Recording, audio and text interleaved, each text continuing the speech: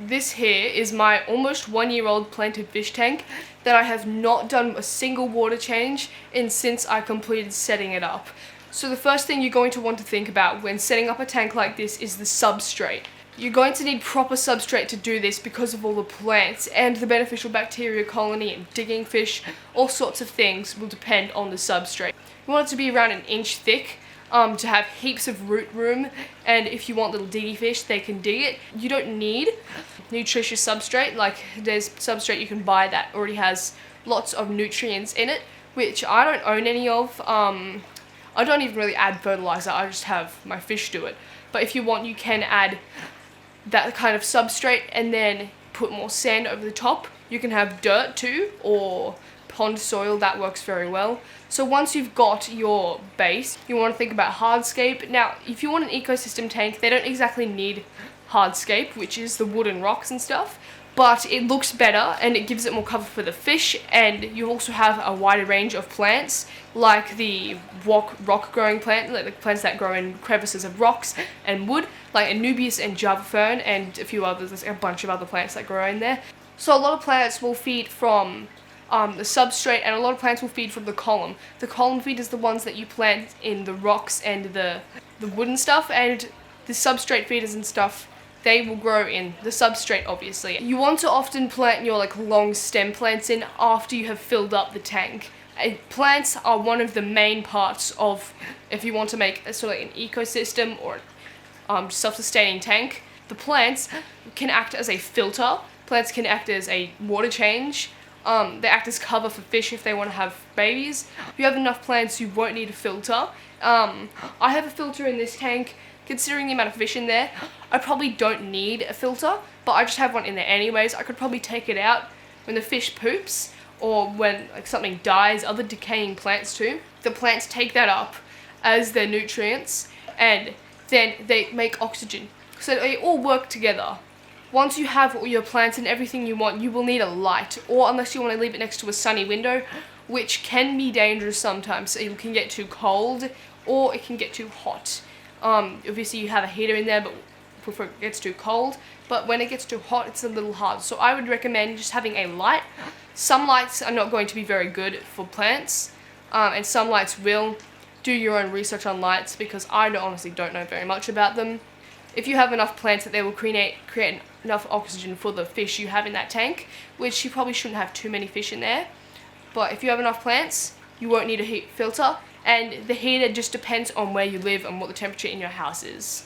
Now once that tank has water in it and you've started cycling in it, you don't really need it to cycle if it's a big planted tank sort of like this, but I would recommend cycling it for at least a week. But you are going to start seeing little gribblies, or that's what I call them, I don't know, what are they called again?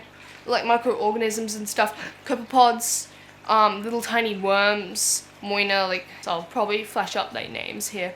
They are part of the ecosystem, and when you add fish into the tank, they're going to be food for the fish. I see worms on the glass sometimes. At the start, I used to freak out about them and be like, oh my god, my fish are going to get parasites, which, be careful about that, because your fish can get parasites. There could be parasites, but if there's no fish in there, and it's a parasite, it's not going to live long without the fish. So you will start to see little bugs, little gribblies, worms, little buzzy things, which are copepods. They do sometimes get out of hand, but whatever. And they will help, a lot of them will help break down the food. They will help break down plant waste, and they're actually helping cycle your tank for you. So don't do much to the tank. There'll be algae breakouts often. There'll be fuzz, gross stuff, white fuzzy stuff on the wood. That's all part of having an ecosystem. You can also, halfway through cycling, or even on the second day, you can start to add things like shrimp and snails. They are both very good parts of your ecosystem. So the shrimp are going to do a lot of the stuff that the snails are going to do. Snails are going to go along the glass, clean the glass for you, eat up little bits. They're going to poop, feed the plants, obviously. Shrimp are going to do similar to that. They're going to feast off of little bits of algae, little microorganisms. You don't really need to feed the tank either, during this process. There's so much food in the water. Just make sure there's no, toxic ammonia. So maybe test the tank before you add these in. I'd never really test water. I probably should, to be honest, but they help maintain the tank and cycle it and work with all the other little creatures. It's likely there will be things starting to overpopulate in this time because you don't have any predators. overpopulation and the population of things often depends on the food availability. The shrimp will breed, usually not out of control, but they will start to breed if they're happy in that tank, which is a good sign. If your shrimp are breeding, that means the tank is healthy. And the snails breed out of control sometimes. That's normal. There's going to be so much algae in that tank that they might go out of control, but not all the time. And you just take out the snails, keep taking them out if they start to overpopulate. And after that cycling part, you can finally start adding in the fish, which are the predators. Most of the time in these little ecosystem tanks, I recommend smaller fish. So like you can have like guppies, endlers, tetras, all sorts of tetras. A betta fish are also really good, or fighting fish, Siamese fighting fish. They will go around and eat the gribblies, not all of them, unless you have like a giant swarm of them. They will eat a lot of them, which will make sure they don't go out of control. They will probably eat some of the shrimp too, depending on what kind of fish you get, tetras and stuff. Little neons will not be big enough to eat shrimp, unless there's like very tiny baby shrimplets. Sometimes they will try and eat those. But if you have something like a betta fish, they will likely try and test the shrimp, but I've seen many bettas go well with shrimp. Most of the fish I've listed will basically do no harm to the tank. It's just important that you suit that fish's needs. So obviously don't put a big cichlid in like one of these tanks and expect them to live happily, because not only will they eat all the gribblies and all the shrimp and likely the snails, they will also eat all the plants, rip them to pieces, dig up the substrate, make the place a horrible mess. So don't add any fish like that. Do research on what kind of fish you can add.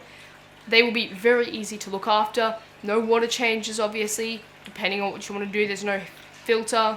It's just a sit back and watch sort of tank. You will have to top it up because the plants are going to be absorbing water, obviously, and it's just going to be evaporating.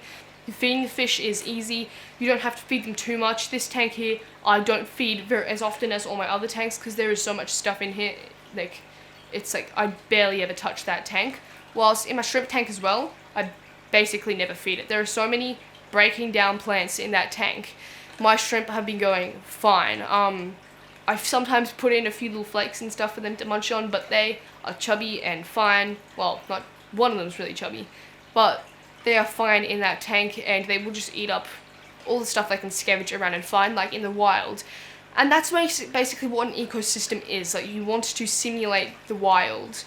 If you have any questions about your ecosystems that you're trying to make, or like fish in general, I'll try to answer them, because I love answering questions. I love it when people ask me questions. It's very fun to answer about fish, obviously. So if you've enjoyed this video, please consider liking and subscribing, and I'll see you guys in the next video.